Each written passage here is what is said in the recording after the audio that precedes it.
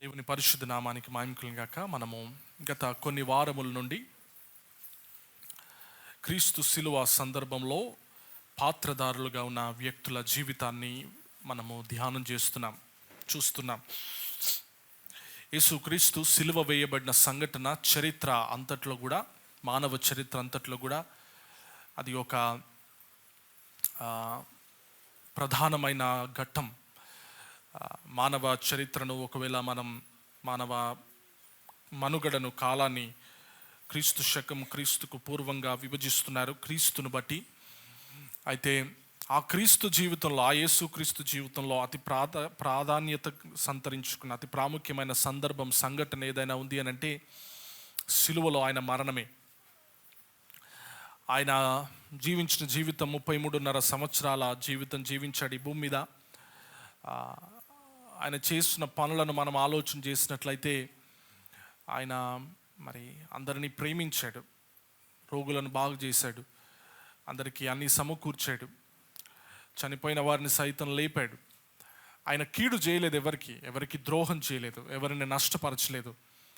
ఆయన నీతిమంతుడిగా జీవించాడు, మేలు చేయువాడుగా ఉన్నాడు, అందరి చేత గొప్పవాడుగా కీర్తింపబడ్డాడు. అయితే ఆయన సిలువ వేయబడ్డాడు.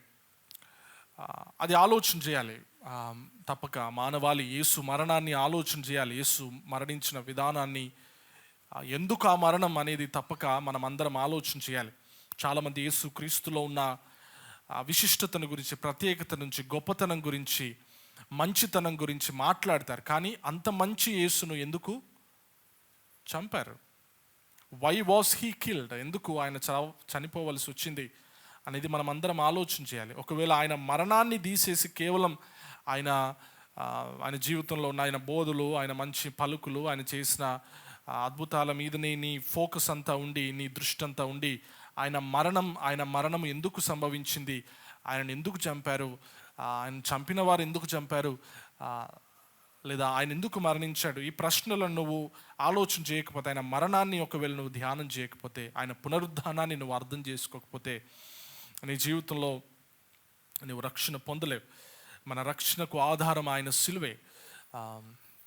యేసు సిలువ లేకపోతే మనకెవరికి రక్షణ లేదు. ఆయన సిలువ మరణం, ఆయన పునరుద్ధానమే మనము రక్షింపబడటం కారణం. రోమ 5వ అధ్యాయంలో పౌలు అంటాడు, ఇదిగో ఆయన మన అపరాధముల నిమిత్తము అప్పగింపబడి మరణించి మనము నీతిమంతులముగా తీర్చబడుటకు ఆయన తిరిగి లేపబడ్డాడు. ఆయన మన అపరాధముల కొరకు అప్పగింపబడ్డాడు, చనిపోయాడు. ఒకవేళ నీవు నీ అపరాధాన్ని బట్టి క్రీస్తు చనిపోయాడు అనే ఒప్పుకోల్లోనికి రాకుండా ఇంకా క్రైస్తవ భక్తిని చేస్తున్న వాడవైతే నీ జీవితంలో ఇంకా నువ్వు రక్షింపబడలేదు, ఇంకా నువ్వు దేవుడిచ్చిన నిత్య జీవాన్ని పొందుకోలేదు. ఎందుకంటే క్రీస్తు సిలువకు వేరుగా దేవుడు ఎవరిని రక్షించడు. Nobody is saved apart from the cross of Jesus Christ. యేసుక్రీస్తు సిలువకు వేరుగా ఎవరికి కూడా రక్షణ లేదు. అయితే ఆ సిలువ సందర్భాన్ని మనం చూస్తున్నప్పుడు కొద్దిమంది వ్యక్తులు యేసు ప్రభువు చంపబడడానికి కారణమైన వారుగా మనకు కనబడుతున్నారు. పాత్రలు ఉన్నాయి, కొన్ని పాత్రదారులు. ఆయనను మోసముతో ఆయనకు వెన్నుపోటు పొడిచి ఆయనను అప్పగించిన యూదా మొదటి పాత్రధారిగా మనం చూసాం. అంత మాత్రం కాదు, ఆయనను కుట్రతో ఆయనను చంపడానికి ఆయనను పిలాతుకు అప్పగించిన కుట్రదారులుగా ఉన్న ప్రజల పెద్దలు, ప్రధాన యాజకులను మనం చూసాం. వారిలో ఉన్న లక్షణాలు ఏంటి? యేసు ప్రభువును చంపేంతగా వారిలో ద్వేషాన్ని, యేసు ప్రభువును చంపేయాలన్నంత కోపాన్ని యేసు ప్రభువు మీద, అంత మంచి ఆయన మీద వారికి అంత కోపం ఎందుకు వచ్చింది? చంపేయాలన్న కోపం ఎందుకు వారు అట్లా చేశారు? అంత దారుణానికి ఎందుకు ఒడిగట్టారు? అంత దారుణానికి ఎట్లా వారు పూనుకున్నారు? What made them do that? అంటే మనం యూదా జీవితంలో కొన్ని చూసాం, ప్రధాన యాజకులు, ప్రజల పెద్దల గురించి మనం కొన్ని విషయాలు చూసాం. మనం లాస్ట్ వీక్ 3వ క్యారెక్టర్ని స్టడీ చేయడం ప్రారంభించినాం. ఆయన ఎవరు అనంటే అధిపతి అయిన పొంతి పిలాతు. 2వ వచనంలో మనం చూస్తున్నాం, ప్రధాన యాజకులు, ప్రజల పెద్దలు తీసుకుని వెళ్ళి యేసును అధిపతి అయిన పొంతి పిలాతునకు అప్పగించినట్లుగా మనం చూస్తున్నాం. సో ఈయనే యేసును సిలువకు అప్పగిస్తున్నట్టు తీర్పు తీర్చినవాడు, తీర్పరి ఈయన, ద జడ్జ్. అయితే యేసును సిలువకు అప్పగించడానికి తీర్పు తీర్చవలసిన ఈ పిలాతు యేసు ఆయన దగ్గరికి తీసుకొని రాబడిన తర్వాత, గత వారం మనం చూసాం, ఆయన ఒక సంఘర్షణకు గురైనట్లుగా మనం చూసాం. ఆయన ఒక ఒత్తిడికి, ఆయనలో, ఆయన అంతరంగంలో, ఆయన మనసులో ఒక సంఘర్షణ, ఒక పోరాటానికి గురయ్యాడు. ఆ పోరాటము ఆయన మాట్లాడిన మాటల్లో, ఆయన ప్రశ్నించిన 3 ప్రశ్నల్లో, ఆయన మనస్సులో, ఆయన అంతరంగంలో జరిగిన ఆయన సంఘర్షణను మనం ఒకసారి చూసాం. ఆ 3 ప్రశ్నలు ఏంటి? ఎవరైనా చెప్తారా? లాస్ట్ వీక్ ఎంతమంది ఉన్నారు ఇక్కడ? రైట్. ఆ 3 ప్రశ్నలు ఏంటి చెప్పండి. యేసును నేనేమి చేయాలి? బందిపోటు దొంగ అయిన బరబ్బను తీసుకొని వచ్చాడు యేసును విడిపించడానికి ప్రయత్నం చేస్తూ. ఇదిగో మరి సంవత్సరానికి ఒకరిని ఖైదీని విడుదల చేయడం వాడుక కదా, నేను యేసును విడుదల చేస్తాను. మరి మీరు ఎవరిని కోరుకుంటారు, బరబ్బనా యేసునా అంటే ప్రజలు బరబ్బను విడుదల చేయమన్నారు. అప్పుడు ఆయన ప్రశ్న అడిగాడు. అప్పుడు మరి ఈ యేసును నేను ఏం చేయాలి? What should I do with Jesus? ప్రతి మనిషి తన జీవితంలో ఈ సంఘర్షణకు లోనవుతాడు. సిలువలో యేసును చూచినప్పుడు, నీ కొరకు సిలువలో శ్రమపడి రక్తం గార్చి ప్రాణం పెడుతున్న యేసును చూచిన తర్వాత నువ్వు ఆయన విషయంలో ఏదో ఒకటి చేయాలి. అట్లా ఆయనను పక్కన పెట్టేయలేవు. యేసు సిలువ నీ ముందుకు వచ్చినప్పుడు, సిలువ సువార్త నువ్వు విన్న తర్వాత అంత ఈజీగా దాన్ని అక్కడ పక్కన పెట్టేయలేవు. You have to do something with Jesus. యేసుతో నువ్వేదో ఒకటి చేయాలి. సో ఆయనలో ఆ సంఘర్షణ జరుగుతుంది. నేనేం చేయాలి మరి యేసు ప్రభుని? ఒకవేళ నీవు యేసు ప్రభు విషయంలో ఆ సంఘర్షణకు లోనవుతున్న వాడవైతే యేసు ప్రభుని ఏం చేయాలి? మనం యేసు ప్రభును స్వీకరించాలి. ఆయన నీ స్వంత రక్షకునిగా స్వీకరించాలి. రెండవ ప్రశ్న యేసుని అడిగినాడు ఆయన, సత్యమనగా ఏంటి? What is truth? యేసు ప్రభు అన్నాడు, ఇదిగో సత్యమునకు సాక్ష్యం ఇచ్చుటకు నేను వచ్చాను, సత్య సంబంధులందరూ నా మాట వింటారని పిలాతుతో యేసు ప్రభు చెప్తే, అవునా, సత్యం అంటే ఏంటి అని అడిగాడు. కానీ సమాధానం వినడానికి ఇష్టపడలేదు, లేదా ఆగలేదు పిలాతు. సత్యం అంటే ఏంటి? ఆయన మనసులో సత్యం గురించిన సంఘర్షణ జరుగుతుంది. ఇది నాలో చాలామంది ఈ లోకంలో చాలా విషయాలు చూస్తున్నప్పుడు, రకరకాల మతాలు, రకరకాల ఆలోచన విధానాలు మనిషి ముందు ఉన్నప్పుడు, అసలు వీటిలో సత్యం ఏంటి అని ఆలోచన చేయాలి. సత్యమును గురించిన అన్వేషణ తప్పక మనం చేయాలి. గుడ్డిగా మనం దేన్ని ఫాలో అవ్వద్దు. సత్యం గురించిన సంఘర్షణ ఆయనలో జరిగింది. సత్యం ఏంటి? నీవు పాపివన్నది సత్యం. నువ్వు చస్తే నరకం పోతావు అనేది సత్యం. దేవుని ఉగ్రత నీ మీద ఉన్నదనేది సత్యం. అయితే దేవునికి నిన్ను నరకంలో పడేయడం ఇష్టం లేదనేది కూడా సత్యం. అందుకే ఆయన ఈ భూమి మీదకి నరావతారిగా దిగి వచ్చాడు, అది సత్యం. ఆయన నీ కొరకు ప్రాణం పెట్టి తిరిగి లేచాడు, అది సత్యం. ఆయన ఎందుకు విశ్వాసం ఉంచితే ఆయన నీ పాపాలు క్షమిస్తాడు, అది సత్యం. ఏసే మార్గం, ఏసే సత్యం, ఏసే జీవం. సో నువ్వేం చేయాలంటే ఆ సత్యాన్ని నమ్మాలి. దిస్ ఈజ్ ద ట్రూత్ అని నమ్మాలి, సత్యాన్ని విశ్వసించాలి. కానీ పిలాతుకు సత్యం ఏంటి అని అడిగే అంత ఆలోచన ఉంది, కానీ సత్యాన్ని అన్వేషించే అంత తీరిక లేదు ఆయనకి, అంత టైం లేదు. చాలామంది దినాల్లో అట్లా పోతున్నారు, అట్లా కొట్టుకుపోతున్నారు. సత్యం ఏంటి అని ఆలోచన చేసే అంత తీరిక వారి జీవితాల్లో లేదు. ఆలోచన చేయాలి సత్యం ఏంటో. మూడవ ప్రశ్న ఆయనలో ఉన్న సంఘర్షణను మనకు చూపెడుతుంది. యేసు ప్రభు దగ్గరికి వచ్చి అన్నాడు, నాకు సమాధానం నాతో మాట్లాడవా? ఆయన సంఘర్షణకు కారణం ఏంటంటే ఆయనలో ఉన్న గర్వమే, అహంకారం, అతిశయం. నేను గొప్పోడిని, నా చేతిలో అధికారం ఉంది, నేను ఏమైనా చేస్తాను యేసు అని యేసు ముందు మరి గర్వంగా ఆయన మాట్లాడినట్లుగా మనం చూసాం.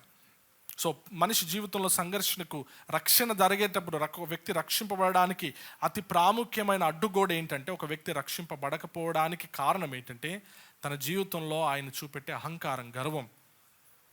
నేనే గొప్పోడిని, నేనే మంచివాడిని అనే ఆ అహంకారం, అది నిన్ను రక్షింపబడనీయదు. నువ్వు రక్షింపబడాలంటే దేవుని దగ్గర నువ్వు పాపివి అనే దాన్ని ఒప్పుకోవాలి. ఒప్పుకోలేకుండా రక్షణ అనేది లేదు. కానీ మనం ఒప్పుకోవాలంటే మనకు అంత ఈజీగా ఒప్పుకోవాలి రాదు. ఎందుకు? మనకు మనం చాలా మంచోళ్ళం, మనకు మనం చాలా నీతిమంతులం. కానీ ఆ ఒప్పుకోలు పరిశుద్ధాత్మ నేను ఒప్పించినప్పుడు మాత్రమే సాధ్యమవుతుంది. ఒకవేళ పరిశుద్ధాత్మ నీ జీవితంలో నా పాపపు స్థితిని నీకు చూపెడుతుంటే నువ్వు ఏం చేయాలంటే ఒప్పుకోవాలి. అయితే పిలాతు ఈ సంఘర్షణను జయించలేకపోవడానికి గల కారణం ఏంటి అనేది మనం ఈ దినాన చూడబోతున్నాం.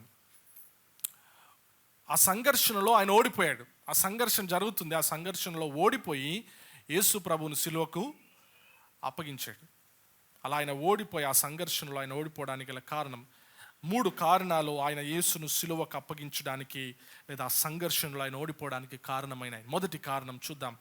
మొదటి కారణం ఏంటంటే ఆయనలో ఉన్న ద్విమనస్సు. చెప్తారా నాతో పాటు? ఆయనలో ఉన్న ద్విమనస్సు అంటే 2 మనసులు. పిలాతులో 2 మనస్సులు మనకు కనబడుతున్నాయి. ఒకవైపున ఆయనకు యేసును విడుదల చేయాలనే మనసు ఉంది కదా, మనం చూచాం. యేసును విడుదల చేయాలని పిలాతు ప్రయత్నం చేశాడు. మీరు అపోస్తుల కార్యముల గ్రంథానికి వస్తే అక్కడ కూడా యేసును విడుదల చేయడానికి ఆయన ప్రయత్నం చేసినట్లుగా మరి పేతురు కడమ అపోస్తులు మాట్లాడినట్లుగా మనం చూస్తాం.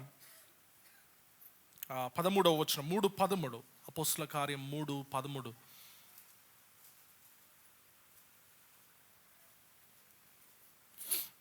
అబ్రహాము, ఇస్సాకు, యాకోబు అనే వారి దేవుడు అనగా మన పితరుల దేవుడు తన సేవకుడైన యేసును మహింపరిచి ఉన్నాడు. మీరు ఆయనను అప్పగించిరి. పిలాతు ఆయనను విడుదల చేయుటకు నిశ్చయించినప్పుడు మీరు అతని ఎదుట ఆయనను నిరాకరించుతారు. పిలాతు ఆయనను విడుదల చేయుటకు ఏం చేశాడు? ఆయనలో ఒక ఆలోచన ఏంటంటే యేసును విడుదల చేయాలి. సో ముమ్మారు ఆయన చెప్పాడు. ఆయనకు అర్థమైంది యేసులో ఏ నేరం కూడా కనబడట్లేదు. మనం లాస్ట్ టైం చూసాం ఆ లేఖనాలు. కాకపోతే మరలా నేను ఒకసారి చూపెట్టడానికి ప్రయత్నం చేస్తాను. రండి నాతో పాటుగా. మత్తయి సువార్త 27వ అధ్యాయం. పిలాతు చాలా క్లియర్గా యేసులో ఏ నేరము లేదు లేదా ఆయనలో ఏ లోపం లేదు అనే దాన్ని గ్రహించగలిగినాడు. క్షమించండి, లూకా సువార్త. మొదటిగా లూకా సువార్త 23వ అధ్యాయం. ఇదే సందర్భం మనకు 3 సువార్తల్లో కనబడుతుంది. అయినప్పటికీ లూకా సువార్త 23వ అధ్యాయం 4వ వచనం. పిలాతు ప్రధాన యాజకులతోనూ జన సమూహములతోనూ ఈ మనుషుని యందు నాకు ఏ నేరము కనబడలేదన్ను. సో ఆయనకు ఒక మనసు ఉంది. ఆయనలో ఉన్న మొదటి మనసు ఏంటంటే యేసు ఏ నేరం చేయలేదని చెప్తున్నది ఆ మనసు. మొదటిసారి చెప్పాడు. దాని తర్వాత రెండవసారి అన్నాడు. యోహాను సువార్త 18వ అధ్యాయం. యోహాను సువార్త 18వ అధ్యాయం 38వ వచనం.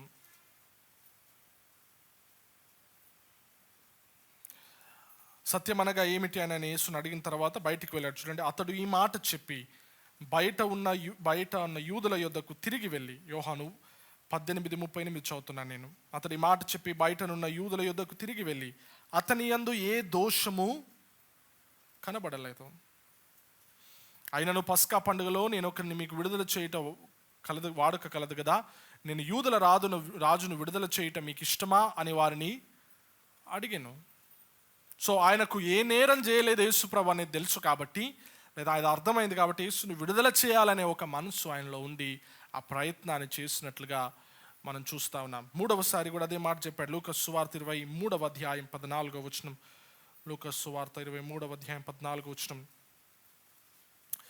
అంతటా పిలాతు ప్రధాన యాజకులను అధికారులను ప్రజలను పిలిపించి, ప్రజలు తిరగబడినట్లు చేయుచున్నాడని మీరు ఈ మనుషులు నా యొద్దకు తెచ్చితిరి.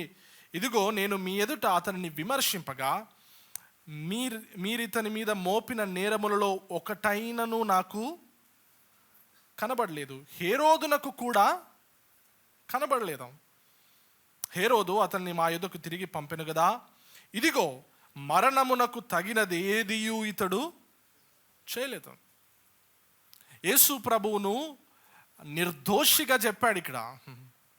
నిర్దోషి, యేసు నిర్దోషి, మరణమునకు తగినది ఈయనలో ఏది లేదు అని ఆయన ఒక జడ్జిమెంట్ ఇచ్చాడు ఒక రకంగా పిలాతు. ఆయన మనస్సులో ఆయనకు తెలుసు ఏంటంటే, మొదటి మనస్సు ఆయన మనసు ఏం చెప్తాడు, ఏ నేరం చేయలేదు, ఆయన నిర్దోషి, ఈయన అసూయతో నా దగ్గరికి తీసుకొని వచ్చారు తప్ప ఈయనలో ఏ తప్పు లేదు అనేది ఆయనకు తెలుస్తుంది. ఆ 3 స్టేట్మెంట్స్ ఆయన యేసులో ఉన్న నిర్దోషత్వాన్ని ఎరిగినట్లుగా మనకు చూపెడతా ఉన్నాయి. ఆయన మనసుకు తెలుసు యేసు నిర్దోషి అని. ఆయన మనసుకు రెండో విషయం తెలుసు ఏంటి అని అంటే, ఆయన మనసుకు యేసు నీతిమంతుడు అని. ఎందుకనంటే ఆయన భార్య ఆయన దగ్గరికి వర్తమానం పంపినట్లుగా మనం చూసాం గత వారం. ఆయన భార్య ఆయన దగ్గరికి, ఇదిగో నీవు ఆయన జోలికి పోవద్దు, ఆ నీతిమంతుని జోలికి నీవు పోవద్దు, ఎందుకంటే ఇదిగో ఆయనను గురించి నేను గత రాత్రి కలలో శ్రమ పడ్డానని చెప్పింది. 37వ అధ్యాయం మత్తయి సువార్త 27వ అధ్యాయం.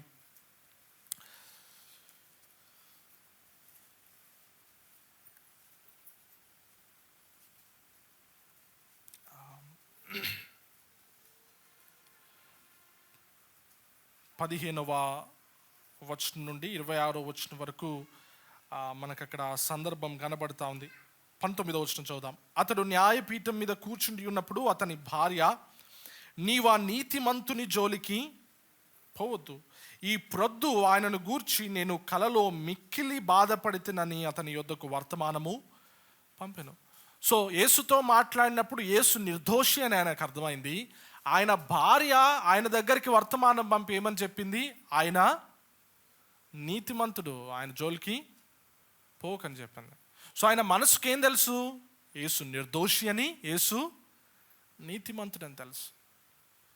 అంత మాత్రమే కాదు, ఆయనకి ఇంకో విషయం కూడా తెలుసు, ఏంటంటే యేసు దేవుని కుమారుడని కూడా తెలుసు. యోహాను సువార్త 18వ అధ్యాయం. యేసు ప్రభు దగ్గరికి వచ్చి పిలాతు ఆయనని ఈ విధంగా ప్రశ్నించాడు. ఆయన యూదుల రాజుగా మొదటిగా ఆయన పిలాతును ఎరిగిన వాడుగా ఉన్నాడు. 33వ వచనంలో పిలాతు తిరిగి అధికార మందిరంలో ప్రవేశించి యేసును పిలిపించి, యూదుల రాజువు నీవేనా అని ఆయన్ను అడగగా, యేసు నీ అంతటి నీవే ఈ మాట అనుచున్నావా, లేక ఇతరులు నీతో నన్ను గూర్చి ఇది చెప్పితిరా అని అడిగాను. అందుకు పిలాతు, నేను యూదుడినా ఏమి, నీ స్వజనమును ప్రధాన యాజకులను నేను నాకు అప్పగించుడు కదా, నీవేమి చేస్తావని అడగగా, యేసు నా రాజ్యం ఈ లోక సంబంధమైనది కాదు, నా రాజ్యం ఈ లోక సంబంధమైనది, నేను యూదులకు అప్పగింపబడకున్నట్లు నా సేవకులు పోరాడదురు, కానీ నా రాజ్యము ఈ ఇహ సంబంధమైనది కాదని. అందుకు పిలాతు, నీవు రాజువా అని ఆయన అడగగా, యేసు నీవన్నట్టు నేను రాజునే. సో పిలాతుకు ఈయన ప్రత్యేకమైన వాడు, ఈ స్పెషల్ అనే విషయం అర్థమవుతుంది. ఈయన రాజు అనేది ఆయనకు యేసే చెప్పాడు, నేను రాజునని. తర్వాత ప్రధాన యాజకులు పెద్దలు యేసుక్రీస్తుని గురించి పిలాతుతో మాట్లాడుతున్నప్పుడు, ఇదిగో ఇతడు దేవుని కుమారుడని చెప్పుకున్నాడని వారు చెప్పారు. 19వ అధ్యాయం 7వ వచనం చూడండి, 6వ వచనం చదువుదాం. ప్రధాన యాజకులు బంట్రౌతులు ఆయన్ను చూచి సిలువ వేయమని కేకలు వేయగా, పిలాతు ఆయన యందు ఏ దోషం నాకు కనబడలేదు గనుక మీరే ఆయనను తీసుకొని పోయి సిలువ వేయుడని వారితో చెప్పాను. నాకైతే ఏం అసలు ఈయన నిర్దోషి కనబడుతుంది, నేనైతే ఈ నిర్ణయం తీసుకోలేను అని చెప్పినప్పుడు 7వ వచనంలో యూదులు ఎట్లయినా పిలాతుతోటి ఆ మాట చెప్పి ఆ యేసును సిలువ వేయమని, ఎందుకంటే వారంతట వారు యేసును సిలువ వేయడానికి వారికి అధికారం లేదు. మీరు అందరు నా మాట వింటున్నారా? దయచేసి వాక్యం వినండి. వారంతట వారు యేసును సిలువకు వేసే అధికారం వారికి లేదు. వారు యూదులు రోమీల అధికారం క్రింద ఉన్నారు. కాబట్టి రోమా అధిపతి మాత్రమే శిక్ష విధించవచ్చు. కాబట్టి వారు ఏం చెప్పారంటే 7వ వచనంలో, అందుకు యూదులు మాకొక నియమం కలదు, తాను దేవుని కుమారుడని ఇతడు చెప్పుకొనను గనక ఆ నియమము చొప్పున ఇతడు చావవలెను అని అతనితో చెప్పిరి. పిలాతు ఈ మాట విని మరి ఎక్కువగా, ఈయన దేవుని కుమారుడా, నేనేమో నార్మల్ మనిషి అనుకున్నాను ఫస్ట్, ఆయనేమో రాజు అని చెప్పాడు, మీరు ఇంకో మాట చెప్తున్నారు ఏమని, ఈయన దేవుని కుమారుడని. పిలాతుకు ఆయన మనసుకు అర్థమవుతుంది హూ ఈజ్ జీసస్ అనేది, యేసు ఎవరనేది. కాబట్టి పిలాతు మనస్సు ఒకవైపు ఏం కొట్టుకుంటుందంటే ఈయనను ఎట్లయినా విడుదల చేయాలని. అయితే దీనికి వేరుగా ఆయనలో ఇంకో మనస్సు కూడా పనిచేస్తుంది. ఆ మనసు ఏం చెప్తుందంటే, ఇదిగో ఈయనను ఒకవేళ విడుదల చేస్తే యూదులు మరి యూదులు నన్ను ఇష్టపడరు, కైసరుకు నేను శత్రువుని అవుతానని. 13వ వచనం చూస్తే 13వ వచనం 19వ అధ్యాయం యోహాను సువార్త 13 నుంచి చదువుతున్నాను. పిలాతు ఈ మాట విని యేసును, దానికంటే ముందు నుంచి చదువుదాం 11 నుంచి. అందుకు యేసు, పైనుండి నీకు ఇయ్యబడి ఉంటేనే తప్ప నా మీద నీకు ఏ అధికారం ఉండదు, అందుచేత నన్ను నీకు అప్పగించిన వారికి ఎక్కువ పాపం కలదను. ఈ మాటను బట్టి పిలాతు ఆయనను విడుదల చేయుటకు యత్నం చేశాను కానీ యూదులు, నీవితని విడుదల చేస్తివా, కైసరునకు స్నేహితుడవు కావు, తాను రాజునని చెప్పుకొని ప్రతివాడును కైసరునకు విరోధముగా మాట్లాడుచున్నవాడే అని కేకలు విసిరి. పిలాతు ఈ మాట విని యేసును బయటకు తీసుకుని వచ్చి రాళ్ళుపరచు స్థలమందు న్యాయపీఠం మీద కూర్చుండెను. హెబ్రీ భాషలో స్థలమునకు గబుతా అని పేరు. ఆ దినము పస్కా సిద్ధపరచు దినము. అప్పుడు ఉదయము 6 గంటలు కావచ్చును. అతడు, ఇదిగో మీ రాజు అని యూదులతో చెప్పగా, అందుకు వారు, ఇతన్ని సంహరించుము, సిలువ వేయమని కేకలు వేసిరి. పిలాతు, మీ రాజును సిలువ వేయుదునా అని వారిని అడగగా, ప్రధాన యాజకులు, కైసరు తప్ప మాకు వేరొక రాజు లేడని. అప్పుడు సిలువ వేయబట్టకై అతడు ఆయనను వారికి అప్పగించును. సో ఈ సందర్భాన్ని చదువుతున్న మనకి ఏమర్థమవుతుందంటే, పిలాతుకు మనసు లోపల యేసుప్రభు నిర్దోషి, నీతిమంతుడు, ఆయనను విడుదల చేయాలి, ఆయన దైవ కుమారుడు అని అర్థమైన మనసు. ఇంకో మనసు ఏంటంటే, ఆయన మనసు మరి కైసర్ సంగతి ఏంటి, నా సంగతి ఏంటి, నా అధికారం సంగతి ఏంటి, ఈ ప్రజల సంగతి ఏంటి. అసలు పిలాతుకు ఒక మనసు ఏముందంటే లోపల, అసలు ఈయనను వదిలించుకోవాలి, ఈయన పీడ వదిలించుకోవాలా, ఈయన అనవసరంగా నా ముందుకు వచ్చాడు. అందుకే పిలాతు ఫస్ట్ ఏం చేశారంటే, యేసు ప్రభువును పిలాతు ముందు ప్రవేశపెట్టగానే మొదటిసారి ఆయన ఏం చేశారంటే, తిరిగి ఆయనను హేరోదు దగ్గరికి పంపినట్లుగా మనం చూసాం గత వారం. పిలాతు యాటిట్యూడ్ ఎట్లుందంటే, నాకు తెలుసు ఈయన ఏ దోషం చేయలేదని, కానీ ఈయన నాకు అవసరము, ఈయనతో నాకు నిమిత్తం ఏమీ లేదు, ఈయన గురించి నేను ఆలోచన చేయడం నాకు ఇష్టం లేదనే మనసు ఉంది ఆయన లోపల. ఒకవైపు ఏమో ఆయన నిర్దోషి అని తెలుసు, కానీ ఆయనను ప్రక్కన పెట్టాలనుకునే మనస్సు ఆయనలో ఉంది. ఆయనకి ఎట్లాంటి మనసు ఉందంటే, అసలు సత్యం ఎవరికి తెలీదు. ఈ దినాల్లో మనం ఒకవేళ పిలాతు మనస్సు కలిగిన వారి మాటలు ఎట్లుంటాయంటే, పిలాతు కలిగిన వారి మనస్సు, పిలాతులో కలిగిన రెండవ మనస్సు కలిగిన వారి ఆలోచన మాటలు ఎట్లుంటాయంటే, వారు ఏమంటారు, దేవుని గురించి వారికి చెప్తే, నాకు ఇప్పుడే దేవుని గురించి ఎందుకండి అంటారు. ఇప్పుడే పిలాతుకు అప్పుడు దేవుని గురించిన అవసరం లేదు, లేదా దేవుని గురించి ఆలోచించాల్సిన అవసరం లేదు అనుకుంటుంది ఆయనలో ఉన్న మరొక మనసు. ఒకవైపు ఏమో మనసు చెప్తుంది ఏమని, ఈయన నీతిమంతుడు, ఈయన దేవుని కుమారుడు, ఈయన నిర్దోషి అని. కొద్దిమంది ఉంటారండి క్రైస్తవ సమాజంలో లేదా లోకల్లో, ఎట్లుంటారంటే వారు యేసుప్రభు దేవుడని వారికి తెలుసు, యేసుప్రభు నీతిమంతుడని తెలుసు, కానీ యేసుప్రభుని ఎందుకు అని అంటే, వారిలో ఆ ఒక్క మనసే లేదు, ఇంకో మనసు ఉంది. ఆ మనసు ఏం చెప్తుందంటే, దేవుని గురించి ఇప్పుడెందుకు, ఈ లోకంలో అన్ని ఎంజాయ్ చేసిన తర్వాత లాస్ట్కు దేవుని దగ్గరికి వద్దాం, ఇప్పుడే దేవుడు ఎందుకు. కొద్దిమంది అయితే నేరుగా అంటారు, నేనేమన్నా ముసలోన్నానా, ఇప్పుడు ఎందుకు దేవుడు నాకు అంటారు. ఇంకా నా బిడ్డకు పెళ్ళి కూడా చేయలే, ఇప్పుడే దేవుడా. లెట్ మీ ఎంజాయ్ లైఫ్, నేను ఎంజాయ్ చేయని తర్వాత లాస్ట్కి ఎప్పుడో జీవిత చివరి దశలో అప్పుడు ఎవరు కావాలి, దేవుడు కావాలి, ఇప్పుడే దేవుడు ఎందుక. దేవుణ్ణి పక్కన పెట్టే మనసు, దేవుని గురించి ఆలోచన చేయవలసిన అవసరం లేదు అని అనుకునే మనసు. పిలాతు వంటి మనసు చాలామందిలో ఈ దినాల్లో మనం చూస్తాం. నువ్వు ఒకవేళ యేసుక్రీస్తుకు నీ జీవితాన్ని అప్పగించి ఇంకా సంపూర్ణంగా మారు మనసు రక్షణ అనుభవంలోనికి రాకపోవడానికి, లేదా యేసుక్రీస్తు శిష్యుడుగా నువ్వు ఈ లోకంలో దేవుని కొరకు బ్రతకపోవడానికి గల కారణం బహుశా పిలాతులో ఉన్నటువంటి మనసు నీలో ఉందేమో. ఏంటి, ఇప్పుడే నాకు దేవుని గురించి ఎందుకు, దేవుని గురించి ఆయన సీరియస్గా లేడు, దేవుని గురించిన సంగతుల విషయంలో ఆయన ఆలోచన చేయట్లేదు. అర్థమవుతుంది ఆయనకు, కానీ దాన్ని సీరియస్గా తీసుకోవట్లేదు.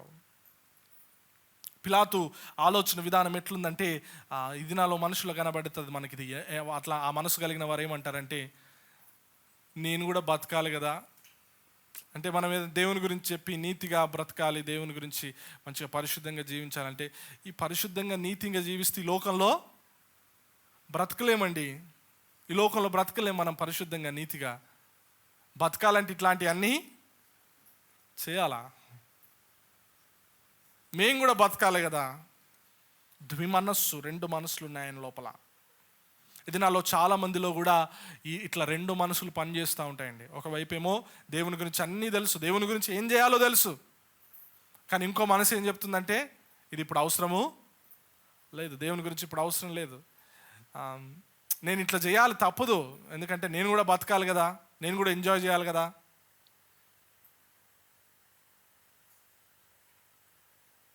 ఈ రెండు మనస్సుల మధ్యలో మరి పిలాతు ఆ సంఘర్షణలో ఆ రెండు మనస్సులు కలిగి ఉండడాన్ని బట్టే ఓడిపోయాడండి. మనం ఏదో ఒక మనస్సును కలిగిన వారంగా ఉండాలి. రెండు మనసులు ఉండదు మనిషిలో. రెండు మనసు ఎప్పుడు ప్రమాదమే. కొద్దిమంది ఎట్లుంటారంటే కావాలని రెండు మనసులు కలిగి ఉంటారు. లోకంలో వెళ్ళినప్పుడేమో చెప్పండి, లోకాన్ని సంతోషపెట్టే మనసు. దేవుని దగ్గరికి వచ్చినప్పుడు వాళ్ళకి ఎట్లా కావాలంటే రెండిటి మీద, రెండు పడవల మీద ప్రయాణం, గోడ మీద అటు అవకాశం దొరికితే అటు దునుకుతారు, ఇటు అవకాశం దొరికితే. రెండు మనసుల జీవితాలు ద్విమనస్కులు. ద్విమనస్సు ప్రమాదకరం అండి. యాకోబు రాసిన పత్రిక. వారు ఏమనుకుంటారంటే మేము ఇట్లా ఉండడం ద్వారా సేఫ్గా ఉంటాం, సురక్షితంగా ఉంటాం అనుకుంటారు. కానీ అట్లా ద్విమనస్సు కలిగి ఉండడం ద్వారా మనం ఏమీ పొందుకోలేం. యాకోబు రాసిన పత్రిక 1వ అధ్యాయం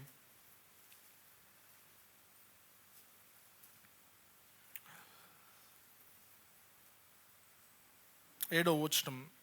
అట్టి మనుష్యుడు ద్విమనస్కుడై తన సమస్త మార్గముల యందు అస్థిరుడు గనుక ప్రభువు వలన తనకేమైనను దొరుకునని తలంచుకొనరాదు.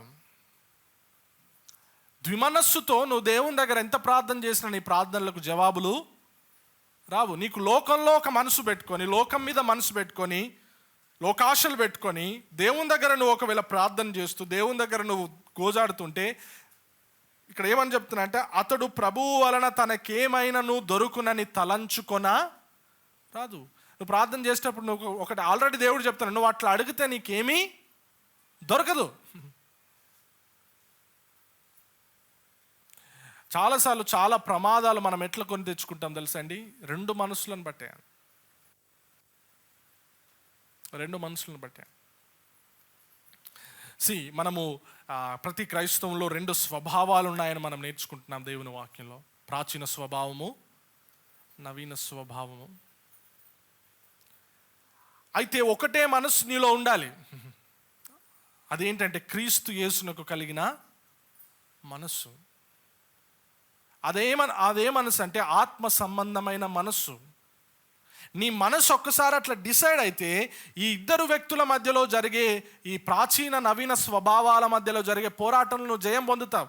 కానీ నీ మనసే ద్విమనస్సు అయితే కొద్దిసేపు అట్లా ఆలోచన చేస్తావు, కొద్దిసేపు ఇట్లా ఆలోచన చేస్తావు. అట్లుంటే ఎప్పటికీ నువ్వు దేవుని నుండి ఏం పొందుకోలేవు. నీవు క్రైస్తవ విశ్వాస జీవితంలో జయ జీవితాన్ని పొందుకోలేవు, నీ ప్రార్థనలకు జవాబులు పొందుకోలేవు. మధ్యలో నిలబడడానికి ట్రై చేస్తూ ఉంటారు, కానీ వాస్తవానికి దేవుని విషయంలో మధ్య మార్గం ఏం లేదండి. There is no middle ground.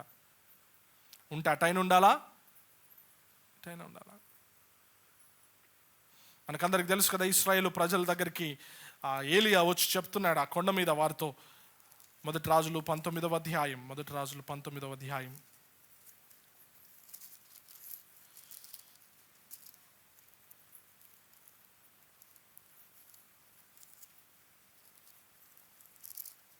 క్షమించండి, 18వ అధ్యాయం 18:21, 18:21.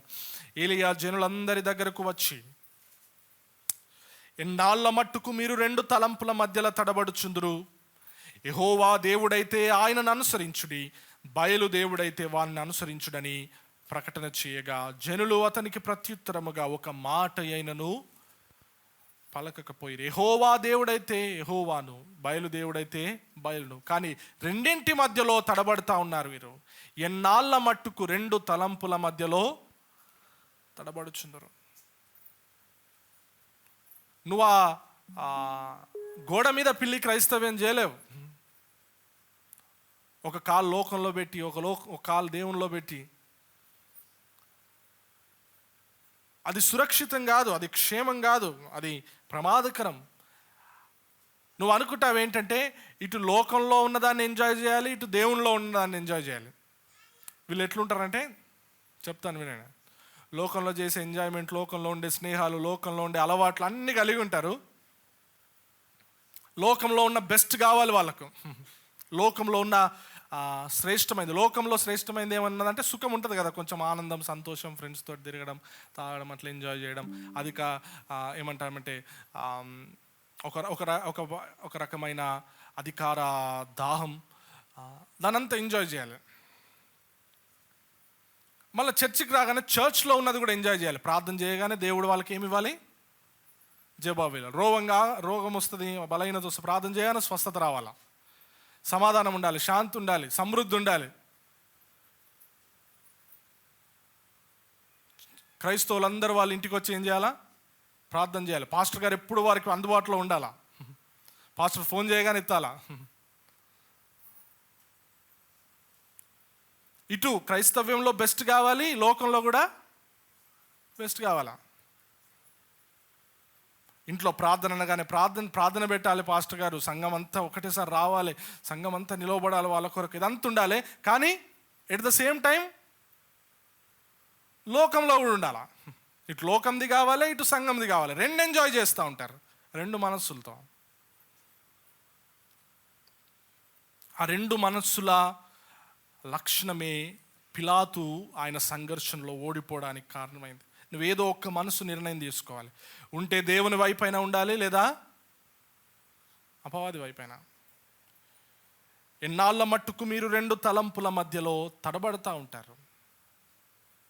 ఒక డిసైడ్ చేసుకో, నేను దేవుని కొరకు బ్రతుకుతాను, దేవుని కొరకు చస్తాను, నా జీవితం దేవుంది, ఇక లోకపు ఆశలు, లోకపు కోరికలు, లోకంలో ఉన్నది ఏది నాకు అక్కర్లేదు.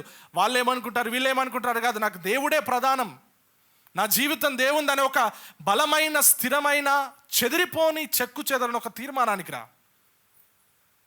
దేవుని కొరకే బ్రతుకుతీ లోకంలో అని. లేదా నువ్వు అట్లా తీర్మానం చేయలేకపోతున్నావా, పో అవతలకు పోయి లోకంతో ఎంజాయ్ చేయి. కొన్ని రోజులు అది, కొన్ని రోజులు ఇది చేయకు. నువ్వు అట్లా అటు ఇటు ఉంటే ఏమవుతుంది? సురక్షితంగా ఉండవు. కాబట్టి రెండు పడవల మీద ప్రయాణం చేస్తున్నావు, ఏమవుతుంది? మునిగిపోతావు. నువ్వు మునిగిపోయేటప్పుడు అయ్యా దేవుడా ఎందుకు ముంచినావంటే దేవుడు ముంచలే నిన్ను. అయ్యా ఎందుకయ్యా నా లైఫ్లో ఇట్లా అయింది, దేవుడు ఉంటే దేవుడు ఎందుకు ఇట్లా చేశాడు, నేను దేవునికి ప్రార్థన చేస్తున్నా, దేవుడు నన్ను ఎందుకు ఇట్లా చేశాడు. నువ్వు ప్రార్థన ఎట్లా చేశావు? ఎట్లాంటి మనసుతో చేశావు? రెండు మనసులతో చేశావు, అందుకే మునిగిపోతున్నావు. దేవునికి తెలీదా నీ మనసులో ఉన్న, నీ హృదయంలో ఉన్న, ఆంతర్యంలో ఉన్న రెండు మనసులు దేవునికి తెలీదా?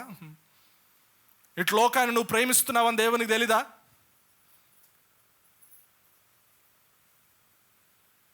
సో నువ్వు అట్లుంటే తప్పకుండా నీ జీవితంలో నువ్వు మునిగిపోతావు ఏదో ఒక రోజు. రెండు మనస్సులతో ఉంటే నువ్వు నష్టపోతావు ఏదో ఒక రోజు, కూలిపోతుంది నీ జీవితం ఏదో ఒక రోజు. రెండు మనస్సులు ప్రమాదం, అది తెలిసి కూడా రెండు మనస్సులో ఉండి నీకు నష్టం జరిగినప్పుడు అప్పుడు దేవుని దగ్గరికి వచ్చి దేవుని మీద అయ్యా దేవుడా ఇట్లా ఎందుకు చేసినావు అంటే దేవుడు చేశాడా? చేయలేదు, నువ్వు కొని తెచ్చుకున్నావు. కాబట్టి నువ్వేం చేయాలంటే రెండు మనసులు కదా, ఒకటే మనసు. ఎన్నాళ్ళ మట్టుకు మీరు రెండు తలంపుల మధ్యలో తడబడుచుందరు, ఒక మనసుకు రండి, ఒక మనసు చేసుకోండి. పిలాతు రెండు మనస్సులతోటే ప్రయాణం చేశాడు, రెండు మనస్సులతోటే ఉన్నాడు. అందుకే తన సంఘర్షణలో ఆయన ఓడిపోయినట్లుగా మనం చూస్తున్నాం. రెండవ విషయం, పిలాతు సంఘర్షణలు ఎందుకు జయించలేకపోయినాడంటే అతనికి అతనిలో మనుషులను సంతోషపెట్టే స్వభావం ఉంది. ఆయనలో ఏం స్వభావం ఉందండి? మనుషులను సంతోషపెట్టే స్వభావం. ఎప్పుడు కూడా ఆయన ఆ మనుషుల గురించి ఆలోచన చేస్తూ వచ్చాడు. మార్కు సువార్త 15వ అధ్యాయం 15వ వచనం. అధ్యాయం 15వ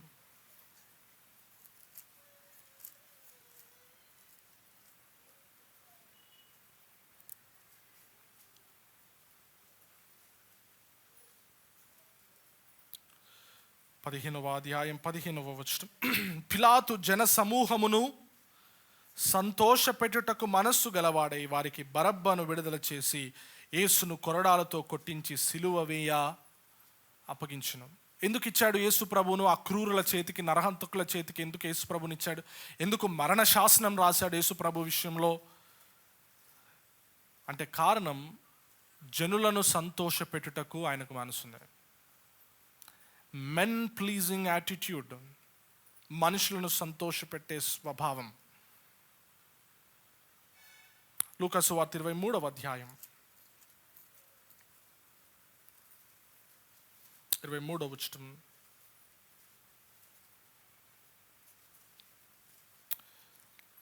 ఆ 16 నుంచి చూద్దాం. ఈయనలో మరణమునకు తగింది ఏదీ లేదని చెప్పాడు 15వ వచనంలో. చెప్పి 16వ వచనంలో అంటున్నాడు, కాబట్టి నేను అతన్ని శిక్షించి, ఏం తప్పు చేయకపోతే ఎందుకు శిక్షిస్తాడు మరి అంటే రెండు మనసులు. నేను అతన్ని శిక్షించి విడుదల చేయదని వారితో చెప్పగా వారందరూ వీనిని చంపివేసి మాకు బరబ్బను విడుదల చేయమని ఏకగ్రీవంగా, వీడు పట్టణములో జరిగించిన యొక్క అల్లరి నిమిత్తమును నరహత్య నిమిత్తమును చెరసాలలో వేయబడినవాడు. పిలాతు యేసును విడుదల చేయగోరి వారితో తిరిగి మాటలాడినను వారు వీనిని సిలువ వేయుము అని కేకలు వేసిరి. 3వ మారు అతడు, ఎందుకు ఇతడు ఏ దుష్కార్యం చేసెను? ఇతని యందు మరణమునకు తగినది నేరమేమీ నాకు అగుపడలేదు గనుక అతన్ని శిక్షించి విడుదల చేతునని వారితో చెప్పెను. అయితే చూడండి మాట, అయితే వారు ఒకే పట్టుగా పెద్ద కేకలు వేసి వీరిని సిలువ వేయమని అడగగా వారి కేకలే గెలిచెను. వావ్, ఎంత చక్కగా రాశారండి. వారి కేకలే గెలిచెను. ఏం జరుగుతుంది ఇక్కడ? పిలాతు 3 స్వరాల మధ్యలో ఉన్నాడు. He's listening the 3 voices. 3 స్వరాలు వినబడుతున్నాయి ఆయనకి. మొదటి స్వరం ఆయన మనస్సాక్షి స్వరం. ఏ స్వరం అండి? ఆయన 3 కేకలు వినబడుతున్నాయి ఆయనకు. మొదటి కేక ఏ కేక? మనస్సాక్షి పెట్టే కేక ఆయనలో. మన మనస్సాక్షి మనం ఏదైనా చేస్తున్నప్పుడు మనతో కేక వేస్తుందండి, చెప్తుంది మనకి. నువ్వు చేసే తప్పు అయితే తప్పు అని చెప్తుంది నీ మనస్సాక్షి. నువ్వు చేసేది రాంగ్ అయితే చెప్తుంది నీ మనస్సాక్షి తప్పకుండా. నువ్వు మంచి చేస్తున్నావు అనుకో, నీ మనస్సాక్షి నీలో సమాధానాన్ని ఇస్తుంది. మొదటి కేక ఆయనకు మనస్సులో వినబడితే ఆయన మనస్సులో ఒక కేక ఉంది, మనస్సాక్షి కేక. పిలాతు నువ్వు చేస్తుంది తప్పయ్యా, ఇట్లా చేయదు. ఈయన దేవుని కుమారుడు, ఈయన నీతిమంతుడు, ఈయనలో దోషమేం లేదు, నేరమేం లేదు. ఇంకో స్వరం ఆయన దగ్గరకు వచ్చింది. ఏ స్వరం అంటే ఆయన భార్య యొక్క స్వరం. ఆయన భార్య వచ్చి ఏం చెప్పింది? ఈయన నీతిమంతుడు, ఈయన జోలికి పోవద్దు. ఒకవైపు ఆయన మనస్సాక్షి స్వరం, ఒకవైపు ఆయన భార్య ఆయనతో మాట్లాడిన మాటలు. ఈ 2 స్వరాలు వింటున్న పిలాతుకు ఇంకో స్వరం కూడా వినబడడం ప్రారంభమైంది. ఆ స్వరం ఎవరి స్వరం అంటే జనుల స్వరం, జనుల కేకలు. ఆ కేకలు ఏం చెప్తున్నాయి? నన్ను సిలువ వేయము. There are 2 voices, the voice of his conscience, the voice of the counsel. అంటే ఆయన మనస్సాక్షి స్వరము, రెండవదిగా ఆయనకు సలహా ఇస్తున్న ఒకరి స్వరం, అది భార్య స్వరం. కానీ 3వ స్వరం జనుల స్వరం. ఆ జనుల స్వరం ఏం చెప్తుందంటే సిలువ వేయమని. మన జీవితంలో కూడా ఇదే జరుగుతుంది. ఇటు వినండి క్రైస్తవులారు, ఇటు వినండి. దేవుడు నీ జీవితంలో నువ్వు ఏదైనా తీర్మానం చేసి, లేదా నువ్వు ఏదన్నా కోరుకోవాలి, ఏదైనా చాయిస్ చేయాలి, ఏదన్నా ఎన్నిక చేసుకోవాలనే టైంలో, నీ ఉద్యోగం విషయం, నీ వివాహం విషయం, నీ పని విషయం, నువ్వేదైనా చేయాలనుకునే విషయంలో, నీ పిల్లల విషయం, నువ్వు ఏదైనా చేయాలని పూనుకున్నప్పుడు సరి అయిన మార్గము, సరి అయినది కాని మార్గం నీ ముందున్నప్పుడు నువ్వు సరి అయినది కాని దాన్ని ఎంచుకుంటూ ఉంటే నీ మనస్సాక్షి నీతో చెప్తుంది నువ్వు తప్పు చేస్తున్నావు, ఈ దేవుని చిత్తం కాదేమో, ఆలోచన చేయన్నట్లుగా నీ మనస్సాక్షిలో గద్దింపిస్తుంది. నీలో మనస్సాక్షి స్వరం ఉంటుంది. అంత మాత్రం కాదు, నువ్వు ఆదివారం చర్చికి వస్తూ ఉంటావు, వాక్యం వింటూ ఉంటావు, అప్పుడు నీకు కౌన్సిల్ వస్తుంది, నీకు ఒక సలహా సూచన వస్తుంది, దేవుని వాక్యంలో నుండి సూచన వస్తుంది. ఒకవైపు మనస్సాక్షి నుండి, ఒకవైపు సంఘం నుండి లేదా సంఘ పెద్దల నుండి, సంఘ కాపర్ల నుండి, ఆత్మీయ నాయకుల నుండి నీకు సూచనలు వస్తూ ఉంటాయి. కానీ ఇవి రెండింటికి వేరుగా నీకు లోకం నుండి కూడా ఒక స్వరం వినబడతా ఉంటుంది. శరీరానుసారంగా ఉన్న క్రైస్తవులు లేదా రక్షింపబడని అన్యుల దగ్గర నుండి ఒక స్వరం వినబడతా ఉంటుంది. అజ్జయ్యకి ఇది చెయ్యి. నేను చెప్పేది మీకు అర్థమవుతుందా? అర్థం కావడానికి మీకు ఒక ఉదాహరణ చెప్తాను, ఇట్లా చెప్తే మీకు అర్థమవుతుంది కాబట్టి. కొడుకుకు పెళ్లి చేయాలి లేదా అమ్మాయికి పెళ్లి చేయాలనుకున్నావు, మీరు క్రైస్తవ కుటుంబం కాబట్టి నీ మనసాక్షి నీతో ఏం చెప్తుంది? ఎవరికి ఇచ్చి చేయాలా? క్రైస్తవునికి, మంచిగా దేవునితో నడిచే భక్తి కలిగిన క్రైస్తవునికి ఇవ్వాలని నీ మనస్సాక్షి చెప్తుంది.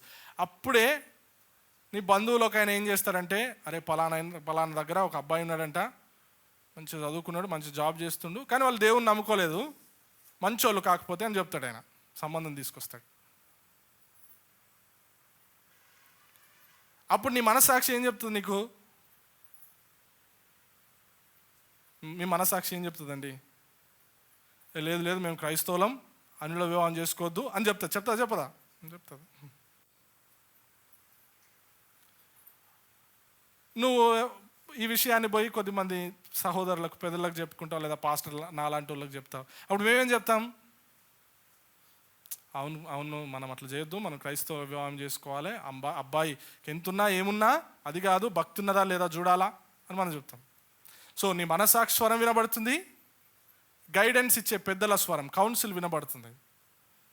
దీనికి వేరుగా నీ బంధువుల దగ్గర నుండి, నీ స్నేహితుల దగ్గర నుండి ఏం స్వరం వస్తుంది అన్యుల దగ్గర నుంచి అంటే, గవ్వన్నీ ఈ రోజులలో ఎక్కడున్నాయి, అందరు చేసుకుంటలేరా, పలానా ఊర్లో నాకు తెలుసు క్రైస్తవులు వాళ్ళు చేసుకున్నారు, మంచిగానే ఉన్నారు, ఏం కాదు చేసుకున్నారు, మీరు పెళ్లి చేసుకున్నాక ఆయన్నే మారుతాడులే, అమ్మాయి మారవదా అని ఒక స్వరం వినబడతా ఉంటుంది. నేను చెప్పేది మీకు అర్థమవుతుందా? సంఘర్షణ అవుతుంది. ఇప్పుడు నువ్వు ఎవరిని సంతోష పెట్టాలా? ఎవరి స్వరం వినాలి నువ్వు? నీ మనస్సాక్షి స్వరమా లేదా ప్రజల స్వరమా? మీకు అర్థం కావడానికి ఎగ్జాంపుల్ చెప్పాను అంతే. అన్ని సందర్భాల్లో ఇది జరుగుతుంది, అన్ని సందర్భాల్లో జరుగుతుంది. నువ్వు చేయకూడనిది చేసే ప్రతి టైంలో నీ మనస్సాక్షి నీతో మనస్సాక్షి స్వరం వింటావు. నువ్వు మనస్సాక్షిని గప్చుప్ నోరు మీను అంటావు నువ్వు. సో పిలాతు ఏం చేశాడు? He listen to the wrong voice. వారి కేకలే గెలిచాను. చాలాసార్లు క్రైస్తవుల కుటుంబాల్లో, క్రైస్తవుల జీవితాల్లో ఎవరి కేకలు గెలుస్తున్నాయి తెలుసా? దేవుని స్వరం కేక కాదు. ఎవరి కేక? లోకం కేక గెలుస్తుంది. వారి కేకలే గెలిచాను. కొన్నిసార్లు నాతో అనగా వింటాను నేను క్రైస్తవులు ఏమంటారంటే, ఇక వాళ్ళు చెప్పిందే చేయాల్సి వచ్చిందే, ఇక వాళ్ళకి ఏం చెప్పలేకపోయినా నేను. వారి కేకలే గెలుస్తాయి. ఎందుకు? నీ లోపల ఏమున్నాయి? రెండు మనసులు ఉన్నాయి. ఈ రెండు మనసులు లేకుండా ఉంటే వారి కేకలు గెలిచేవి కాదు. పిలాతు ఈజ్ అ స్ట్రాంగ్ లీడర్ అండి. మీరు పిలాతు చరిత్రను చదివితే ఆయన ఒకటి అనుకుంటే అదే చేస్తాడు ఆయన. కానీ ఇక్కడ ఎందుకు ఇట్లా చేశాడంటే, దేవుని విషయంలో ఆయనకి ఏమున్నాయి? రెండు మనసులు. అందుకే అట్లా చేశాడు.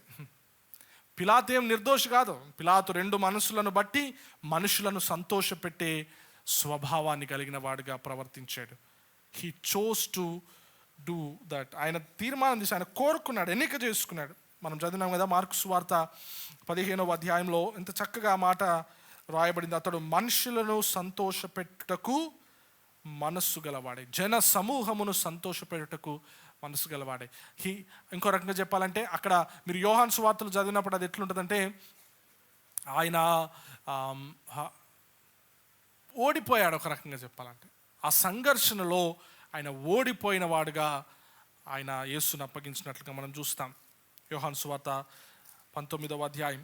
కాబట్టి నీవు రెండు మనస్సులో ఉంటే అపవాది నిన్ను ఈజీగా పడేస్తాడు.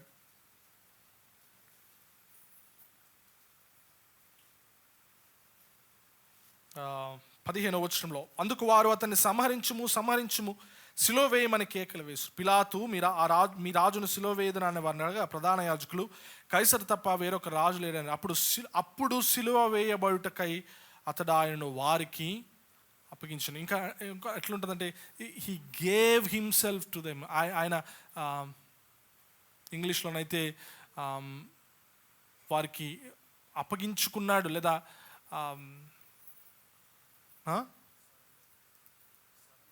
సరెండర్ అయిపోయినాడు. Surrender correct word. వారికి లొంగిపోయాడు. నువ్వు లొంగిపోతున్నావా? మనుషులను సంతోషపెట్టే స్వభావం నీలో ఉంటే నువ్వు లొంగిపోతావు నువ్వు. కానీ దేవుని వాక్యం చెప్తుందండి, గలతీయులకు రాసిన పత్రిక 1వ అధ్యాయం, పౌలు ఒక చక్కని మాట అన్నాడు. ఇది ఎప్పటికీ మనం అందరం గుర్తుపెట్టుకోవాలి. మన జీవితాన్ని ఈ వచనపు ఆధారంగా మనం కట్టుకోవడానికి మనం ప్రయత్నం చేస్తే మన చాయిసెస్ ఈజీ అవుతాయి. మనం ఈజీగా ఏదైనా చేయవచ్చు.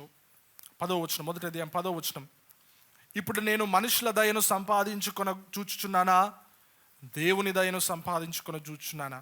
నేను మనుషులను సంతోషపెట్టగోరుచున్నానా? నేను ఇప్పటికీ మనుషులను సంతోషపెట్టువాడనైతే క్రీస్తు దాసుడను కాకపోయేది. నేను ఎవరి దయను సంపాదించుకోవడానికి బ్రతుకుతున్నాను ఈ లోకంలో? ఎవరి దయ ఉండాలి మన మీద? మనుషుల దయ అవసరం లేదని కాదు. మనం ఏమనుకుంటామనే మనుషుల దయను మనం సంపాదించుకోవాలనుకుంటాం. లేదండి, మనుషులు మన మీద దయ చూపేటట్లుగా దేవుడు వారి మనసులను మనకు అనుకూలంగా మారుస్తాడు. నువ్వు దేవుని దయను సంపాదించుకోవడానికి ప్రయత్నం చేస్తే. డిఫరెన్స్ గమనించండి. నువ్వు దేవుని కొరకు బ్రతికితే ఆటోమేటిక్గా మనుషులు నీకు సహకరించినట్లుగా దేవుడు చేస్తాడు. నువ్వు మనుషుల కొరకే బ్రతికితే ఆ మనుషులే నిన్ను తీసుకుపోయి మోసం చేస్తారు. నేను మనుషుల దయను సంపాదించుకొని చూచున్నానా, దేవుని దయను సంపాదించుకొని చూచున్నానా? మనుషులను సంతోషపెట్ట చూచున్నానా, దేవుని సంతోషపెట్ట చూచున్నానా? నేను ఇప్పటికీ మనుషుల దయను లేదా మనుషులను సంతోషపెట్టువాడినైతే దేవుని దాసుడను కానే కాదు. ఇక నువ్వు దేవుని దాసును అని చెప్పుకుంటే, క్రైస్తవుని అని చెప్పుకుంటే నువ్వు దేవుని సంతోషపెట్టాలి. అది నీ ప్రధానమైన ఉద్దేశం ఉండాలి. పిలాతుకు అది లేదు. అపోస్తుల కార్యంలో పేతురు అపోస్తులు ఒక చక్కని మాట పలికినారు. ఒకసారి రండి, 4వ అధ్యాయం, అపోస్తుల కార్యం గ్రంథం 4వ అధ్యాయం 19వ వచనం, 4:19, 4:19.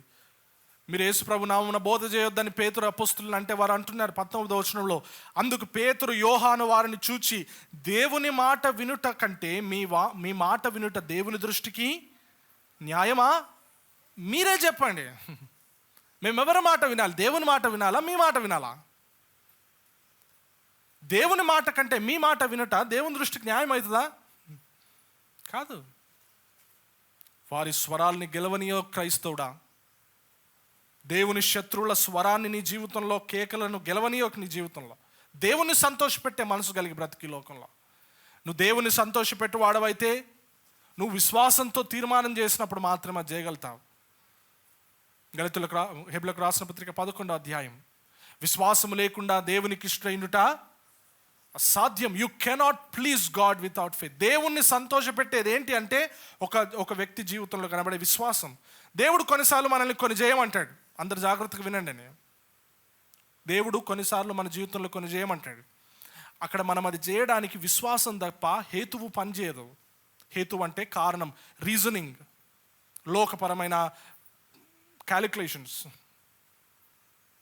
అవి పనిచేయవు. అక్కడ దేవుడు దేంతో చేయమంటాడు దాన్ని అంటే కేవలం విశ్వాసంతో. నువ్వు అక్కడ విశ్వాసాన్ని ఎక్సర్సైజ్ చేసినప్పుడు, అక్కడ విశ్వాసాన్ని ప్రదర్శించినప్పుడు దేవుడు దాన్ని చూసి సంతోషపడతాడు.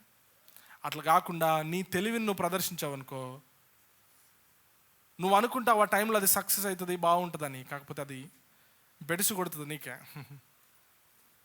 సో నువ్వు దేవుణ్ణి సంతోషపెట్టాలంటే విశ్వాసము ద్వారా మాత్రమే సాధ్యం, దేవుని మాట వినుట ద్వారా మాత్రమే సాధ్యం. కానీ పిలాతు దేవుణ్ణి సంతోషపెట్టే మనసు లేదు ఆయనకి. మనుషులను సంతోషపెట్టే మనసు ఉంది కాబట్టి ఆయన తన సంఘర్షణలో ఓడిపోయాడు. చివరిగా ఇది చెప్పి నేను ముగిస్తాను. 3వ కారణం, పిలాతు అట్లా చేయడానికి గల కారణం, పిరికితనంతో కూడిన రాజీతత్వం. పిరికితనముతో కూడిన రాజీతత్వం ఉంది ఆయన లోపల. రాజీ పడ్డాడు.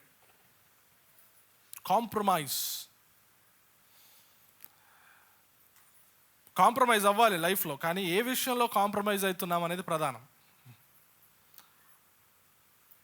ఇక్కడ ఆయన కాంప్రమైజ్ అయ్యే విషయం ఇట్స్ అబౌట్ ద ట్రూత్, సత్యానికి సంబంధించింది. పిలాతు యేసుప్రభుని అడిగాడు, సత్యం అనగా ఏమిటి అని. పిలాతుకు తెలుసు ఏది సత్యము. చెప్పాడు వారి ముందు, ఈయనలో ఏ నేరము నాకు, అది సత్యమని ఆయనకు తెలుసు. ఆయన దేవుని కుమారుడు, యూదుల రాజుగా పిలువబడుతున్నాడని తెలుసు.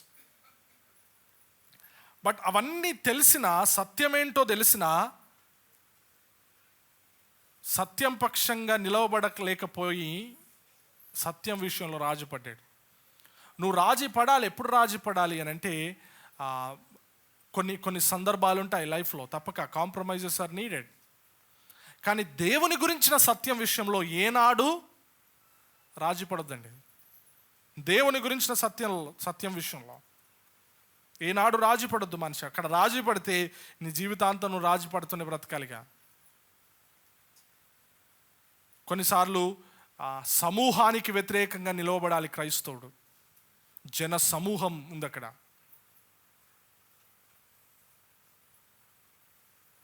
ఒంటరిగా జన సమూహానికి వ్యతిరేకంగా నిలవబడాలంటే ఏం కావాలి? ధైర్యం కావాలా. పిలాతులో ఏం లేదు? ధైర్యం లేదు. పిరికోడైపోయాడు పిలాతు వాస్తవానికి పిరికివాడు కాదండి, చాలా ధైర్యవంతుడు. కానీ ఎందుకు అట్లా పిరికోడయ్యాడు అని అంటే, ఆయన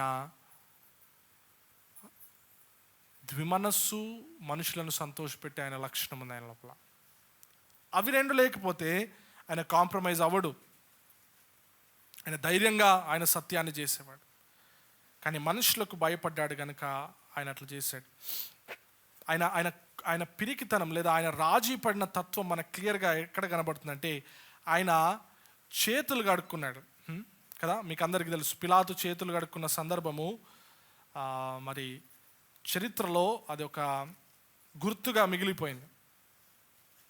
పిలాతు ఇదిగో దీంట్లో నాకేం భాగము లేదన్నట్లుగా ఆయన తన చేతులు కడుక్కుంటాడు. ఇక్కడ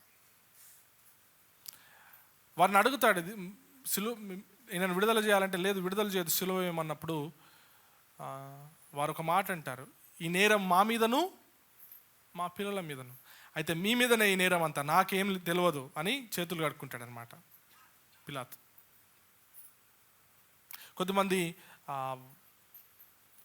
దేవుని విషయంలో అట్లా చేతులు కట్టుకోవడానికి ఇష్టపడతారు. నాకేం సంబంధం లేదు ఇది అన్నట్లుగా. అదేంటి తెలుసా అండి? అది రాజీ పడడం. పిలాతు చేతులు కట్టుకోవడం ఇట్స్ నాట్ హీరోయిక్. ఆయన వంటి స్టేచర్ కలిగిన, ఆయన వంటి అధికారం కలిగిన వ్యక్తికి అది తగింది కాదు. ఆయనకు సత్యం తెలుసు, ఏదో ఆ సత్యం కొరకు నిలవబడాల్సింది పిలాతు. కానీ పిరికి వాడై రాజీ పడ్డాడు, సత్యం కొరకు నిలవబడలేకపోయినాడు. లూకా సువార్త 11వ అధ్యాయం, ఈ మాట చదివి మనం ముగించుకుందాం. లూకా సువార్త 11వ అధ్యాయం 23వ వచనం.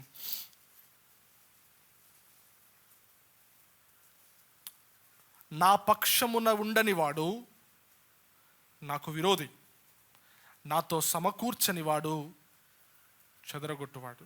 నా పక్షముగా ఉండని వాడు, నువ్వేమనుకుంటావంటే నేను క్రైస్తవుని, నేను దేవతలకు ఏమైనా మొక్కుతున్నానా? నేను దేవతలకు మొక్కుతలేను, నాకు ఏం విగ్రహాలు లేవు ఇంట్లో.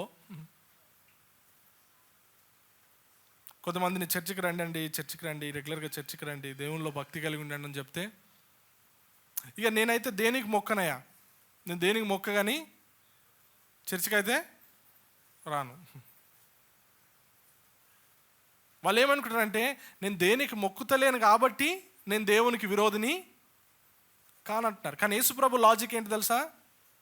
నా పక్షంగా ఉండని వాడు నాకు విరోధే. నువ్వు ఇటు లేకపోతే నువ్వు విరోధే అంతే. నువ్వు జస్ట్ అంటే చేతులు కడుక్కున్నంత మాత్రాన నువ్వు దేవునికి విరోధి కాకుండా పోతావా? అంటే చేతులు కట్టుకోవడం అంటే చేతులు దుప్పుకొని నాకేం సంబంధం లేదు, నేను అటు చేస్తలేను ఇటు చేస్తలేను, మధ్యలో ఉన్నా నేను అంటే నువ్వు దేవునికి విరోధివి కాకుండా పోతావా? లేదు. నా పక్షమున ఉండని వాడు నాకు విరోధే అంటున్నాడు దేవుడు. చూజ్, ఏదో ఒకటి తీర్మానం చేసుకో, మధ్యలో ఉండడానికి ప్రయత్నం చేయకు. అట్లా ప్రయత్నం చేస్తే నువ్వు ఏదో ఒక దినాన్ని రాజీ పడాల్సి వస్తుంది. నువ్వు అట్లా రాజీ పడ్డప్పుడు నువ్వెంత చేతులు కట్టుకున్నా, నువ్వెంత నిర్దోషత్వాన్ని ప్రూవ్ చేసుకోవడానికి ట్రై చేసినా ప్రూవ్ చేసుకోలేవు. సత్యం కొరకు నిలవబడాలి. నీకు సత్యం ఏంటో తెలిసినప్పుడు, దేవుని గురించిన సత్యం ఏంటో తెలిసినప్పుడు దాన్ని స్వీకరించాలి. సత్యం నువ్వు స్వీకరించాలంటే ధైర్యం కావాలంటే తెగువ కావాలి, తెగింపు కావాలి. కొన్నిసార్లు సమూహానికి వ్యతిరేకంగా నిలవబడాల్సి వస్తుంది. అట్లా నిలవబడైనా సత్యం చేయాలనే, సత్యాన్ని అంగీకరించాలన్న తెగువ ఉండాలి. అది ఉన్నప్పుడే యేసును రక్షకునిగా అంగీకరించగలుగుతావు. అది ఉన్నప్పుడే యేసుతో కలిసి నడవగలుగుతావు. ఇది నాలో చాలామంది క్రైస్తవులు యేసు ప్రభుతో నడవరు. బైబిల్ పట్టుకొని నడవాలన్నా ఏమవుతుంది? సిగ్గు. మాట్లాడేటప్పుడు క్రైస్తవులు అని చెప్పుకోవాలంటే కొద్దిమందికి సిగ్గు. కొద్దిమందికి మేము క్రైస్తవులం అని చెప్పుకోవడానికి, క్రైస్తవులముగా మన దాన్ని చెప్పుకోవడానికి సిగ్గుపడుతూ ఉంటారు. పిరికితనం, దేవుని గురించిన పిరికితనం. ఈ మాట చెప్పి ముగిస్తాను నేను. నరకానికి పోయే లిస్టులో మొదటి లిస్ట్ ఎవరు తెలుసా? ప్రకటన గ్రంథం 21వ అధ్యాయం.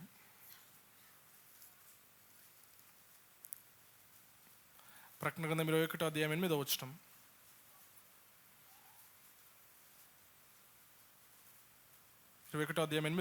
పిరికి వారును, అవిశ్వాసులను, అసహ్యులను, నరహంతకులను, వ్యభిచారులను, మాంత్రికులను, విగ్రహారాధికులను, అబద్ధికులందరూ అగ్ని గంధకములతో మండుగుండంలో పాలు పొందుదురు. ఇది రెండవ నరకానికి పోయేటోళ్ళలో లిస్టులో ఫస్ట్ పేరు ఎవరిది? పిరికివారు. ఏ పిరికివారు? దేవుని విషయంలో పిరికివారు.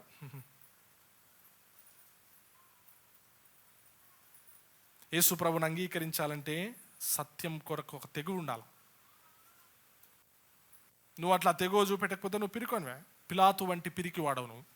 యు నో ద ట్రూత్, నీకు సత్యం తెలుసు, అయినా చేయవు దాన్ని. యేసు ప్రభు నిర్దోషం తెలుసు, ఆయన సిలువకిచ్చాడు. యేసు ప్రభును వెంబడించడం మంచిదని తెలుసు, కానీ వెంబడించవు. యేసు ప్రభుకు నిలవబడాలి, యేసు ప్రభుని గురించి సాక్ష్యం ఇవ్వాలని తెలుసు, కానీ ఇవ్వవు. ఎందుకంటే నీ లోపల ఏముంది? పిరికితనం. పిరికి వారును, అవిశ్వాసులు, అసహ్యులను, వ్యభిచారులు అందరు కూడా అగ్నిగుండానికి వెళ్తారు. భయపడటం వలన మనుషునికి ఉరివచ్చును అని చెప్తుంది బైబిల్. మనుషులకు కాదు భయపడాల్సింది, దేవునికి భయపడాలి. పిలాతు మనుషులకు భయపడ్డాడు. పిలాతు ఎట్లా చనిపోయాడు తెలుసా? చరిత్ర ప్రకారం సూసైడ్, సంఘర్షణ, దాన్ని జయించలేక ఓడిపోయాడు. నువ్వు ఒకవేళ నీ మనసులో ఉండే ఆ సంఘర్షణ గుండా వెళ్తూ ఉంటే, వాట్ ఈజ్ ట్రూత్, సత్యం ఏంటి అని ఒక సంఘర్షణ గుండా వెళ్తూ ఉంటే, యేసు ప్రభు దగ్గర దాన్ని ఒప్పుకుంటే ప్రభు నీకు సమాధానం ఇస్తాడు, జయాన్ని ఇస్తాడు. అట్లా కాకుండా నువ్వు దాన్ని ఏదో చేతులు కట్టుకొని దులిపేసుకుందాంలే, చేతులు దులిపేసుకుందాంలే అన్నట్లుగా, నిమిత్త మాత్రుని నేను, నాకేం సంబంధం లేదు, ఏదో అట్లా చేస్తున్నానులే అన్నట్లుగా బ్రతికితే అది ప్రమాదం, అది ప్రమాదం. అలా మనం ఉండకుందాం గాక. తలలో ఉంచుతాం, ప్రార్థించాం.